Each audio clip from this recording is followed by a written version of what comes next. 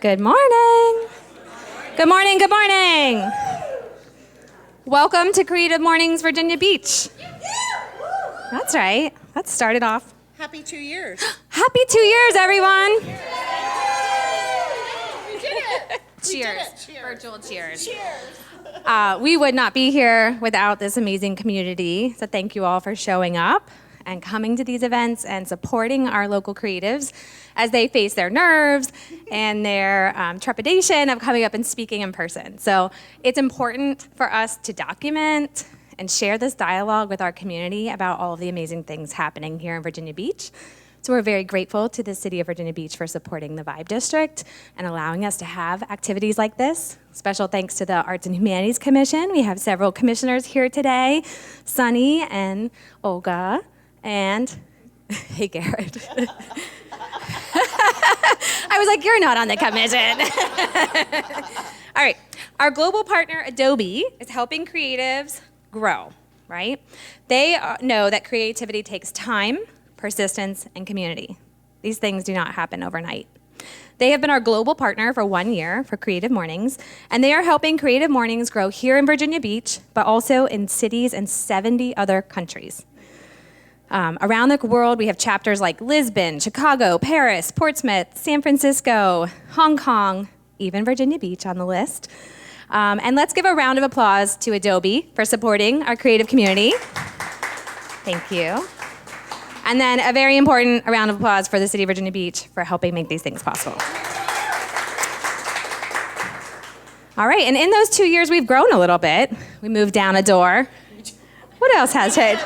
We've added a couple hundred works of art. Do you want to tell everyone what's on the walls today? Yes, so we've got our Mighty Minis show, 82 artists, all for $125 on sale tomorrow at 6:30 p.m. Lots of local artists, some out of state. Fourth one we've done. Yeah. Some of the art. Raise your hand if Raise your hand. if you're an artist on the walls. Sunny, Jessica, yes. We're missing a bunch. But Great. All right. Thank you, Kate. All right. We are going to go ahead and get started with our creative manifesto. If Rachel will come up. Please follow along on your little handout. Go. Thank you. All right. Welcome, everyone. So we'll read this together. Everyone is creative. A creative life requires bravery and action, honesty and hard work. We are here to support you, celebrate with you, and encourage you to make the things you love. We believe in the power of community. We believe in giving a damn. We believe in face-to-face connections and learning from others and hugs and high fives. We bring together people who are driven by passion and purpose, confident that they will inspire one another and inspire change in neighborhoods and cities around the world. Everyone is welcome. Woo. I bet she recites that in her sleep now. All right. Next up for our theme, which is growth, we have Sunny. Thank you, Kate. Good morning, everyone. Our theme for November is growth. It was chosen by our Sacramento chapter in California, illustrated by Amber Rankin and presented by Adobe. When we were kids, it happened fast. We outgrew clothes, shoes, seemingly overnight. We constantly reached for things just out of our grasp. We made messes and art without worrying about what anyone would think. As we shift into adulthood, growth gets harder to come by. Get good grades, get a job, burn the midnight oil, struggle against the odds. Then somewhere along the way, we get comfortable with the status quo. Sitting on the couch, watching and scrolling, instead of trying and doing. But creativity demands growth. Not the kind that can be measured by a ruler. It's about taking stock of your own character. Who's ready to chase wild possibilities and meaningful progress? We must unlearn the need to be perfect and busy. Remember how to play and get our hands dirty. It takes curiosity and courage because growth doesn't always feel good. It forces us to shed our skin, to stumble, to start again. Sometimes growth happens quietly, in between uncertainty and doubt. The moments when nothing seems to be changing until everything does. And now for Val to introduce the speaker.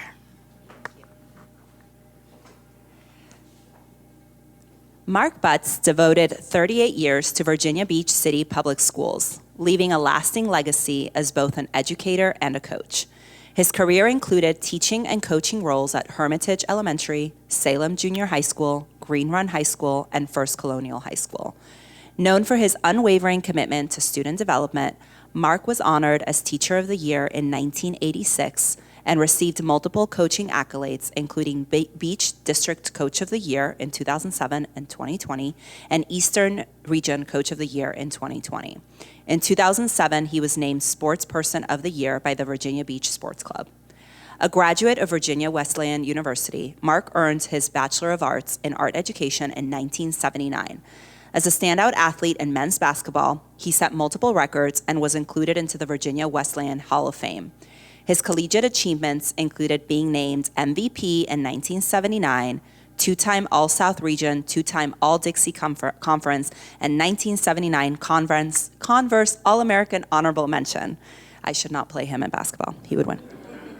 Prior to transferring to Virginia Wesleyan, Mark also studied at Tidewater Community College and a New Jersey Community College, experiences that helped shape his academic and athletic journey. Mark's artistic style is deeply influenced by pop art and architectural forms. His building portraits feature geometric and organic shapes, emphasizing letters, numbers, and colors found in societal structures. Rather than realistic depictions, his work invites viewers to fill in the visual gaps, creating a personal and reflective experience. In retirement, Mark continues to serve his community through volunteer and mentorship roles, supporting students both academically and personally.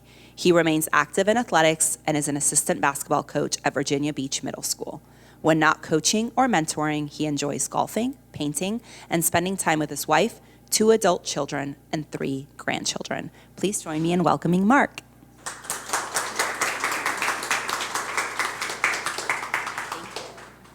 Thank you. Thank you. First of all, thank you for having me here. First of all, I'd like to thank Kate, Robert, Alyssa, Sunny, Tessa, Rachel, Destiny, Chris, and Val. Thank you for having me, and I really appreciate you showing up. Whoa, sorry. I looked at the theme of growth, and I thought about it on how I could approach this. And the first thing that came to my mind is that you can't have growth without inspiration. It could be external inspiration or internal, but you cannot have that growth without that. And with that, I'll give you my philosophy of life. I believe that life is a puzzle, because it's written right there. And the reason being is I think that every person, situation, or circumstance that you encounter throughout your life, that's a piece of your puzzle to your life. It can be negative and positive, big or small.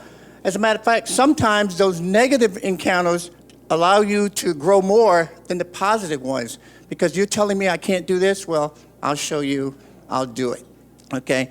And then as I look around, it's amazing because there are a lot of pieces of puzzles in my life that are here today. And my professor from Virginia Wesleyan College, friends and so forth, former students. So it's very touching, and I appreciate that. So on this, as I tell you about my journey of growth, I want you, as you're sitting there now, as I'm talking, I want you to think about any situation, person, event, big or small. Okay, because that piece of the puzzle doesn't have to be a big piece of the puzzle, a small thing. I mean, you could have walked in the store and some stranger said hello and smiled at you, and that touched your heart. You know, so big, small, and I want you to think about those as I talk, because every one of them's going to be a piece of the puzzle for me. Now, there's no way I could go over everything, but I'm going to try to hit the larger pieces of the puzzle. This painting, we had a in-service at MoCA, and the director of the Rhode Island Institute of Art led the in-service, and he brought out all these magazines and pamphlets and so forth, markers, and we were supposed to create something that emphasized your growth. So this was my piece. It worked out very well. There were some magazines that had some basketball material type cover. That worked out. So I went in the bathroom, and I took a selfie in the mirror, held my phone up, took a selfie in the mirror, and then I came back, and I started to draw it on there. And as you can see, it says a lot. The yield signs, stop signs, all these things are the journey, the path that we take. There are different arrows going different ways, slow down, stop, yield, so forth. All these type of things that you receive along the way that somehow inspire you in your growth. Stop sign can inspire you because stop, you shouldn't go there. It's telling you shouldn't go there. Yield, slow down, or speed up, going too fast or something in that particular nature. So think about that as I go over my little journey of growth. If you can picture this being a television movie, and what would happen is the camera will zoom in on this particular painting, and then it'll get blurry on the screen, and then it may instantly switch to a little cinder block house down in the Oceana section of Virginia Beach, 4-room house, outdoor plumbing, and then that camera's going to zoom inside, and you're going to see in the first room, you will see 5 young men, boys, we're men at that time, either sleeping on the couch or sleeping on the floor. The next room it may go to, there were only 2 bedrooms, would be my mother and father's bedroom, and the next room it would go to would probably be my sister's bedroom. I had 3 sisters, so they had their own bedroom. So it was 4 of us. And we're talking about a 4-room cinder brick house, outdoor plumbing, and we just made things, work. We didn't realize we were poor because we didn't know anything else. And I lived there until I was 4th grade, and my father built the house that we moved to right across the street before we moved. So I try to think about my first interaction with art. And then I couldn't remember the exact age, but I do remember what I started doing. And some of you will remember this. When my mom would go to the store, she would get meat in these styrofoam, and back then, in the bottom of the styrofoam, there was a piece of cardboard, okay, sort of like stockboard. This was my first palette. Of course, I had to hang it out and let it dry. It smelled a little bit, I had to keep it away from the dog. But this was my first palette, okay? And I can remember the first things I would draw. My dad loved animals. Sunday night at our house would be Mutual of Omaha's Wild Kingdom, and which we followed by, of course, the Disney movie on Sunday. And he loved animals. So I would check out books from the library, and the first things I remember drawing were animals. And I would give it to him. Now, I didn't know then, but later on I knew that was my first encounter with the power of art. Because if you knew my dad, my dad never told me he loved me. My dad never saw me play basketball at Wesleyan. He never came. My dad worked 3 jobs a day, okay? And the way he showed love was, you work hard, you take care of your family. But when I would give him those drawings of those animals, I could see it in his eyes, and that was pretty much all the emotion we got out of it, So that, like I said, I didn't know it then, much too young to understand, but when I look back on it, that was the power. To me, that was the power of art. So I kind of knew where I wanted to go. And then once we started in elementary school, again, another piece of the puzzle, myself and one other student, we just happened to be the best artists in class, My teacher actually lived in my neighborhood. And while the other kids were doing their work, she would put us out in the hall. And depending on the season, Christmas, Thanksgiving, whatever the case may be, we did her bulletin boards. So we're out in the hall drawing, and the rest of the kids were drawing. It might have hurt me a little bit academically, but it did, but it helped my art. It did help my art. And so that again showed me another avenue for art and how it had affected people. And from then on to junior high, I'm going to work in the basketball and the art as I go, as it comes in the timeline, because I can't separate one from the other. I wouldn't have the one without the other, and I wouldn't have the other without the one. So basketball and art, teaching, and all that, all in one. And it's very hard to separate because and you'll see as I go on, neither one, if I didn't have one, I would not have had the other, okay?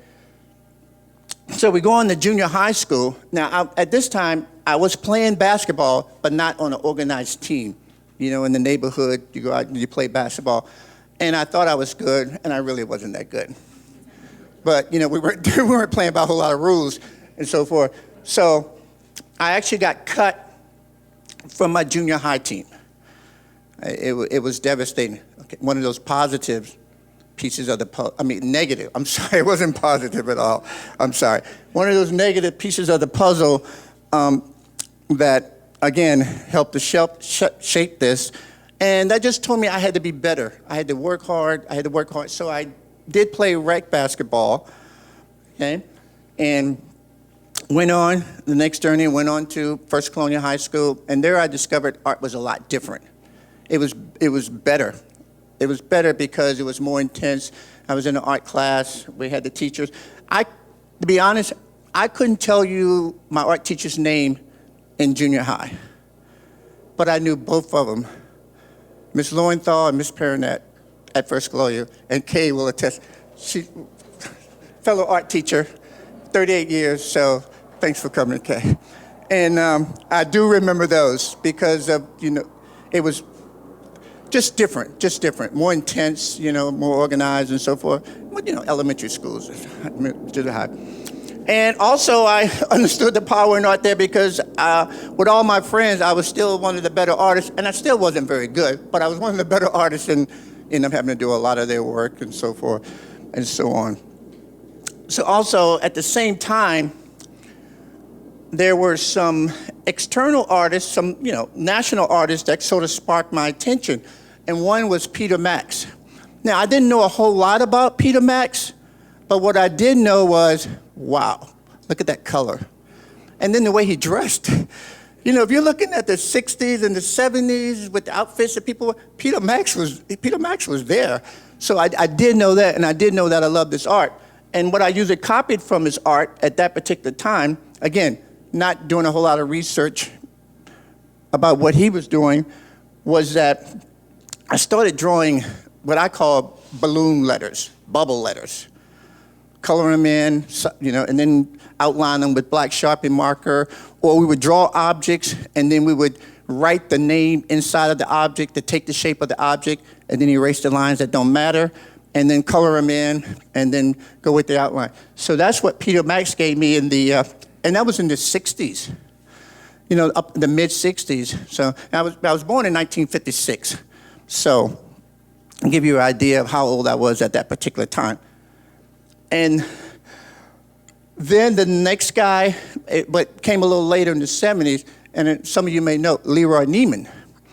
And when I saw Leroy Neiman, and I really saw him, he was on the 76 Olympics, and which was pretty powerful. I go, wow, he's doing this and with athletes.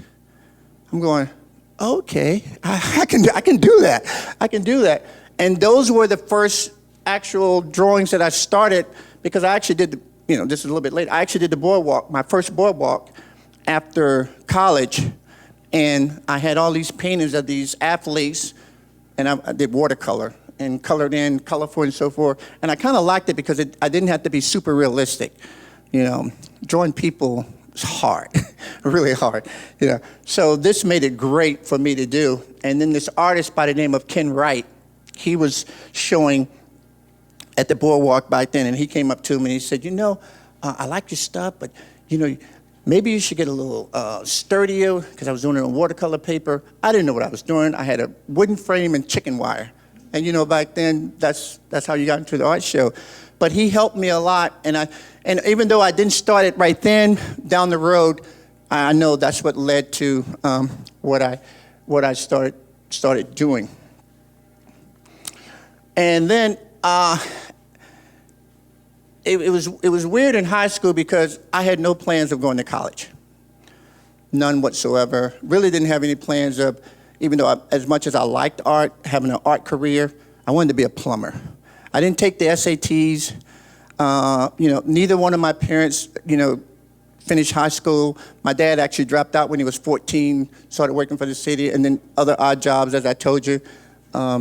So they didn't really know, and nobody else in my family had gone to college. My older brother and sister, I was third from the bottom, as a matter of fact, out of the 8.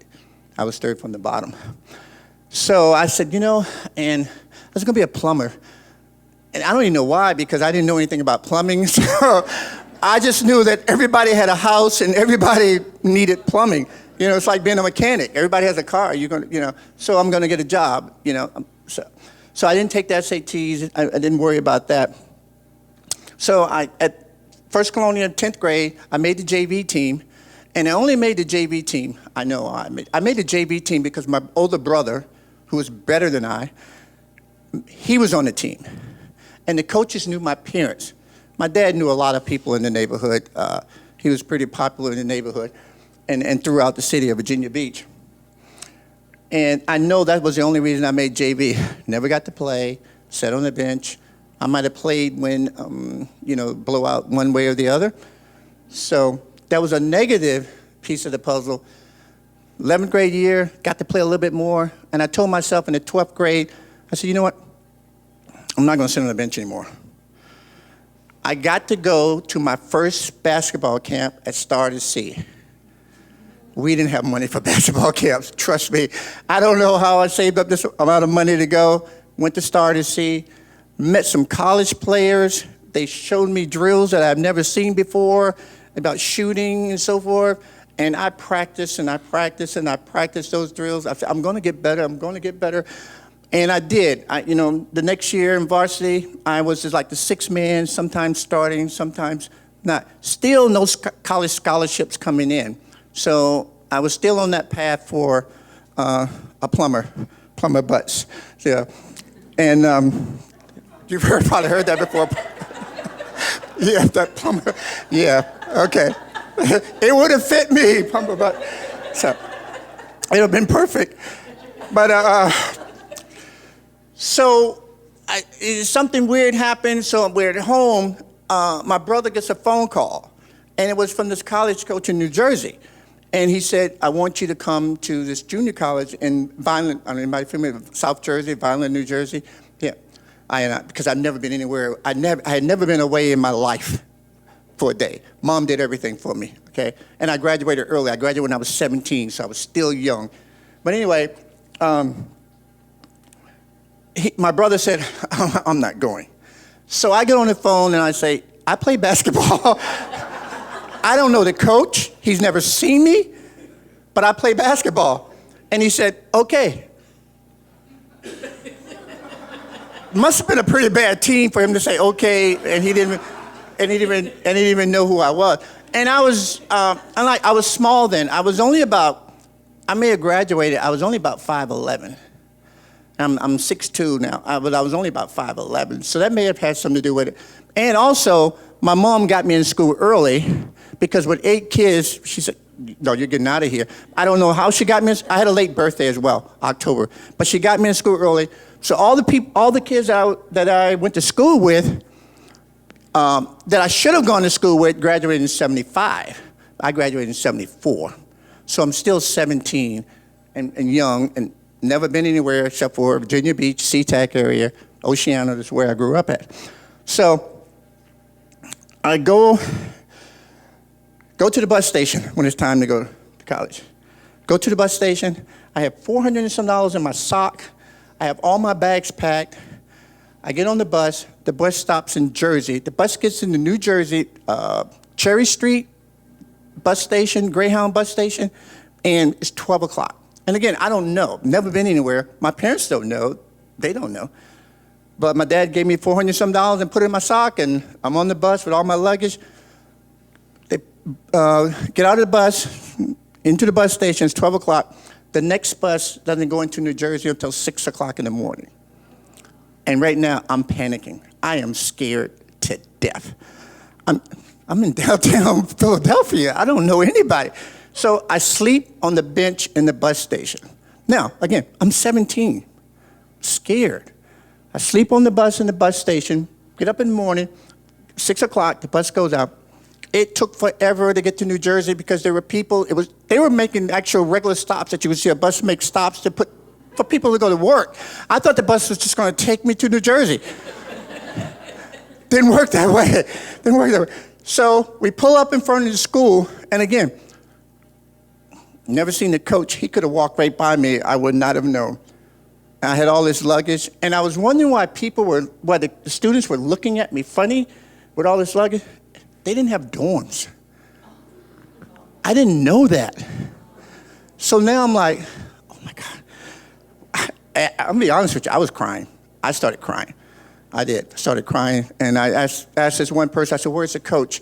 And she took me to the coach's office. He said, hey, Mark, how you doing? We're meeting for the first time. He put me in his car, all my luggage, and we drive about from here, way past Oceana, maybe London Bridge. And we go to this neighborhood, and he goes, Mark, you're staying here. I'm staying here. How am I going to get to school? I don't drive. How am I going to get to school every day? And later on, I was the first to arrive, knowing this, not knowing. And about a week later, 6 other guys arrived. And they all knew each other. They were from North Jersey. They were from Jersey City. Okay? I'm from Virginia Beach, country bunkin'. These are city kids. They all knew each other. Oh, I got treated real bad. I cried. I called home. My dad said, you're not coming home. Which was a positive. Negative at the time, but now that I look back on it, he made me stay. So we stayed. It was tough. The guy that we stayed with, and the school paid for us to live here, live there, so I didn't have to pay rent or anything. He would take us to school, and then I met a friend, and he would take us to school. But there were many days that I walked home from school. You know, the other guy maybe had something to do. We didn't have a ride, but it was the hardest year of my life. But I grew up real fast. One by one, they all started dropping out. I was the last one to stay. Didn't stay till the end of the school year. And another thing that made it bad, they didn't have art. So I said, well, what else can I major in? I said, well, so I'm going to major in PE. I said, I know a lot of guys who majored in PE. Can't be that hard. Yes, it is. Yeah. We were dissecting jackrabbits, and I'm like, whoa. Where are the color pencils? You know, I'm not. So I stayed. I didn't stay till the end of the year, but I was the last one, and I felt good about that. So I come home, and now, it's like, what am I going to do? So I wrote enroll in TCC and start taking classes in TCC. The bad thing was, I wasn't playing basketball, and I started hanging with my friends. Now, I wasn't a bad kid. As a matter of fact, with the kids that I hung out with, I was the good kid. They used to call me Clark Kent. And and when they would do something bad, they would say, "Mark, go home," and which was kind of big of them back then. Mark, go home, because they knew I wasn't into that. But I gradually started dropping classes. By the end of the year, I was taking one class at TCC. I think it was some art class I was taking. That was a better one. So I didn't know what, now I don't know what I'm going to do. And ran into Alton Hill, my first Colonial High School coach. He said, Mark, Coach Forsythe at Virginia Wesleyan, I told him about you. He wants you to come over, play basketball. I said, wow, this is good. Again, one of those positive puzzle pieces. So I meet Coach Forsythe, we go out there. So now I'm 2 years out of college, which means now I'm at the age that I should be. So that didn't bother me because now I'm where I'm supposed to be. So I don't know if you know this, exactly what happened my first year. So the first day of tryouts, we're out there running around. Coach says, Mark, come here. I want you to come in my office. So I go in his office, and he said, Mark, you're not eligible. I said, I kind of knew it. I didn't take exams and stuff, finish up at the other school. I only took one class at TCC. I kind of knew it, So I didn't play that first year. So that was my first year at Virginia Wesleyan, and I didn't play. At this time, my brother was playing basketball at Kellum. So he didn't go to First Colonial. He didn't want to go to First Colonial. So we have relatives in Blackwater. So back then, he used their address. That was in the 70s. They're still doing it now, which they're not supposed to. But use his address, and I go out there, and Kellum has a black coach, basketball coach. He was the first African-American coach, black, to coach basketball in the city of Virginia Beach. What's ironic was he was my physical ed teacher, and his mom lived in our neighborhood, which makes it even worse that he cut me. He was the guy that cut me. Coach Bray cut me, and I'm like, but my brother was playing for him now, so everything was kind of going wacky. But I saw him, I'm sitting up in the bleachers, and I saw him, and I'm seeing a black man do something I've never seen, and I'm going, you know what? I want to be a teacher and a coach. I'm looking at what he's doing, and I said, yeah, that's what I want to do. So that's when I knew that I really wanted to be an art teacher and a high school basketball coach. And lucky for me, I got my grades together. When you come in under a 2.0, I didn't graduate magna cum laude or anything, but I got my GPA up there. And, like I said, I had a great career at Virginia Wesleyan. And Coach Forsythe was like, I can't even describe. Unbelievable. And then I met Barkley Sheiks. I didn't think there was another man on this campus better than Coach Forsythe. He was my art professor, he was like, and he would contest to this, my professor here would contest to this, he was like Andy Griffith teaching art. He had that country, he was from North Carolina, right? Yeah, and he had that, he wore this leather vest, he walked around, he would make wisecracks, which is what helped me, because I said, okay, this is the way to teach, because I could see how his students loved him. I said, okay, you can't come in being a jerk in art, and you can't be all that. So I kind of modeled some of that after him, because, again, another positive puzzle piece, and he was great. He said, he got me straight. He was my advisor as well, and, the rest turned out to be pretty amazing with those two guys. So that was my school, elementary, high school, and school. But and then finally, once I started teaching, and the reason I say one will not work without the other, because if I had become a plumber, and again, there was nothing wrong with being a plumber, I would not have had time to do the art. I would not have been inspired by my kids. Because I'm in art class every day. It was, I would have teachers come in my class, and they would say, Mark, is it like this every day? I said, yeah. I said, this is a no-stress zone. And I would tell my kids, this is a no-stress zone. You come in, you get your portfolio out, and they would walk in, and they would look around and go, man, if I had this job, I would never retire. And I felt that way, because I felt like I almost felt bad for getting paid to teach art and coach basketball. You know, I felt like it was a pleasure going to work. The only part I hated about school, to be honest, were the faculty meetings after school. and I'm not a, first of all, I'm not a very technical person, okay? I don't like doing a lot of stuff that doesn't have it. If you just let me come in my class and teach, let me get on the basketball court and coach, I don't like all that other stuff that goes with teaching. So that kind of, that actually kind of what ran me out earlier. Because every year they would come in with a new grading system. We just put the grading system in 2 years ago. And now you have a new grading system. I got to do this on the computer. I got to teach virtually on the computer.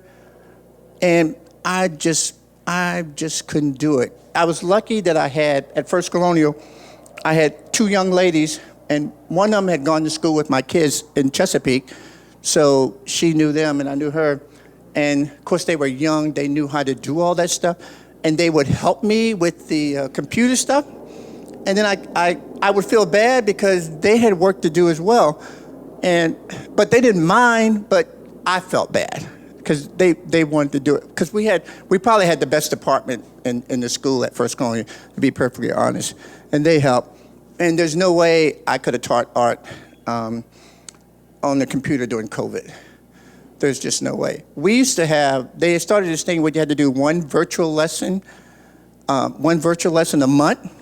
My virtual lesson would come in, I would have my paper, give each student a paper. I said, okay, this is our virtual lesson this month. Don't say anything to anybody, and we're good. So, but I felt I was really cheating the students not having that technical background. It just, so I got up one morning, it was in 2019, and I told my wife, I said, this is gonna be my last year. Sorry.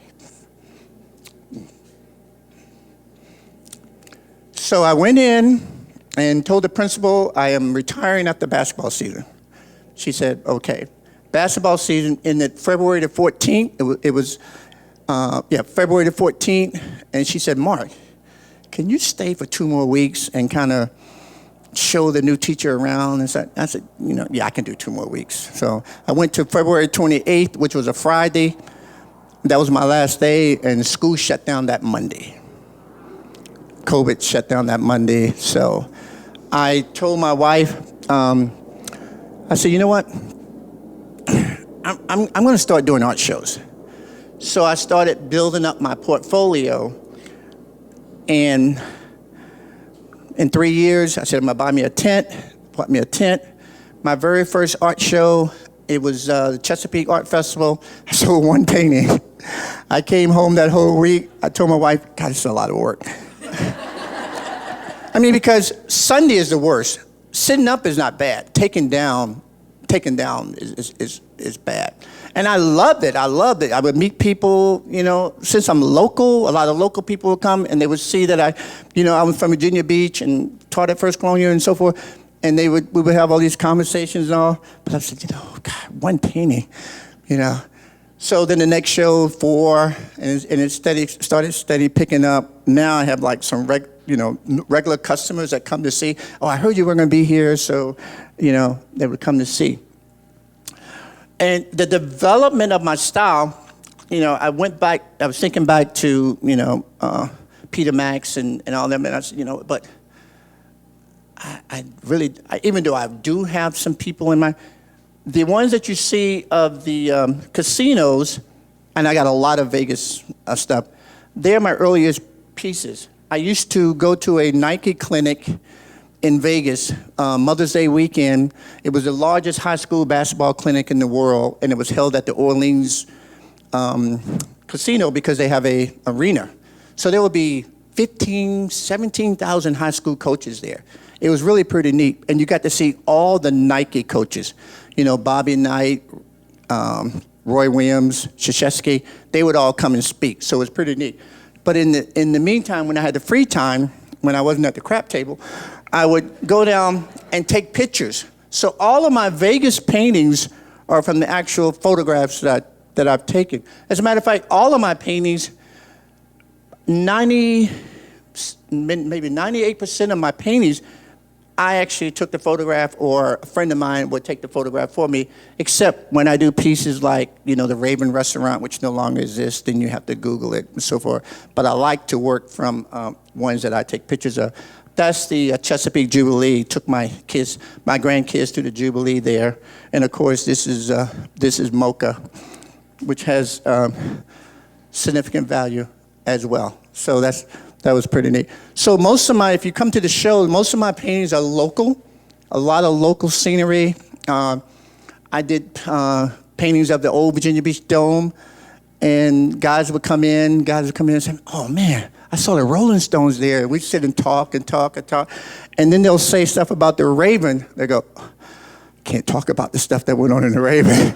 And I've never been in the Raven, but they said, but I've heard about some of the stuff that went on in the Raven. So that was pretty, but that's kind of neat that, you get to, by being local, that we have those conversations. So, the Boardwalk is my favorite show. I could do the Boardwalk and not sell a painting, but I would get students to come down, ex-students will come and would sit and talk. Ex-faculty members would come and sit and talk. Ex-art teachers would come by. Ann Walcott came by and we talked. So it's really, really, I enjoy the Boardwalk. And another special reason I like the Boardwalk, I hope someone in here is from the Boardwalk, and I'll get accepted every year. But I taught AP Studio Art at First Colonial. So one of their, during that time, one of their lessons, what they had to do was they had to go down and critique one of the artists for a show. I would give them the form and so they could go down by that, and they would have to critique. And in AP, I only have 12 to 15 students in AP Studio, and I think it's important for them to get out and you look at art, So what better place than the Boardwalk? They get the artist's name, where they come from, the type of art, and they would critique that. So I went down there all the time, even when I wasn't showing. I didn't do the Boardwalk while I was teaching, because it's kind of hard to do, because you set up on that Friday when you're still in school, and I didn't have enough stuff anyway. I didn't get enough inventory until those 3 years with COVID. And very quickly, I know I'm running out of time. I got a special love for architecture. I don't know any technical stuff about architecture except for Doric, Ionic, and Corinthian, and all that stuff. I couldn't tell you about the other stuff, but I do know. Even when I sit and when the first time I came in here to hear one of the speakers speak, I'm looking at the lines, I'm looking at the shapes, and it's unbelievable. I just get excited about looking at a building, because you can take a simple building, and by the use of the shape, and I really don't use a lot of forms. I create the forms if the two shapes come together. Sometimes I do, but this is all flat shapes and so forth. But there's just something about buildings and architecture and the lines and the angles and the shapes and all. It's just so, I'll be right. I tell you what, one of the greatest places I wrote there was up in Lynchburg. Have you seen the architecture of the houses up in Lynchburg? It's amazing. And the scope with all it's just, I don't know. I wish I knew more about but that's why I do a lot of architecture. And also, when we talk about the relationship between you and art, okay? At some point, everybody's been in a building, and they have a special feeling for that particular building. So when they walk up and they look at it, it brings back memories. And I'll end on this, and I'll tell people what I'm talking to.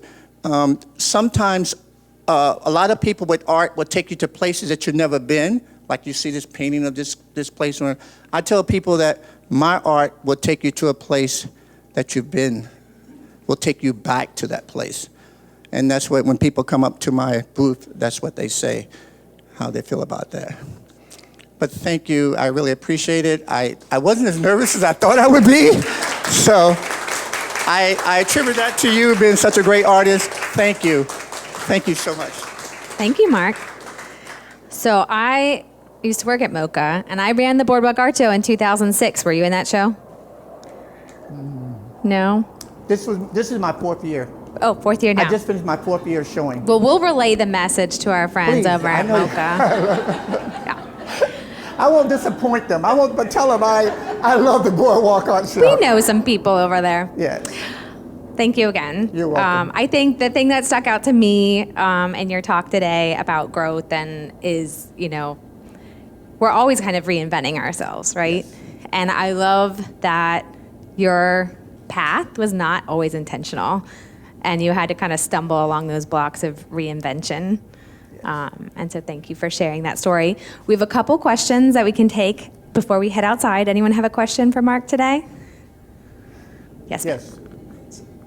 Are you teaching anywhere? Because I'm new to Virginia Beach, and one thing that I'm always looking for is where can I take an art class? And I would love to learn perspective. That was Okay. one thing that I always struggled with when it came to art. Not as hard to pick up as it may seem, especially if you use that. Not as hard, especially if you use that vanishing point, and she will contest to that. You start with that vantage point. No, I'm not teaching. The only dealings I have with kids now. Not that I don't want to make that sound like I'm staying away from kids. I coach at Virginia Beach Middle School, and when I got the job, the principal, who I knew because she was the director of the Legal Study Academy at First Colonial. So when I called her and said I wanted the job, I knew I was going to get the job. I've known it for 15 years. Is that I told her when she hired me, I said, I'm not subbing. I'm going to come out here at 4 o'clock for basketball. I just want to do basketball. I'm not subbing. I got one more year over there, and then a guy that we're grooming to take over will take over. I'm part of a mentor program at the Renaissance. We have about 5 coaches, and we go out. We get about 5 students apiece, and I go out once a week to talk to my mentees, and otherwise I'm sitting and watching a game, a high school game, or that's it. I'm done with coaching, and this will be my last year of basketball. I'll be 70 in October, and I told my wife I'm gonna re-retire, and this is for good. So, but if you ever want to sit down, and I know her, she has my number. I know where I want. Good connection. Yes.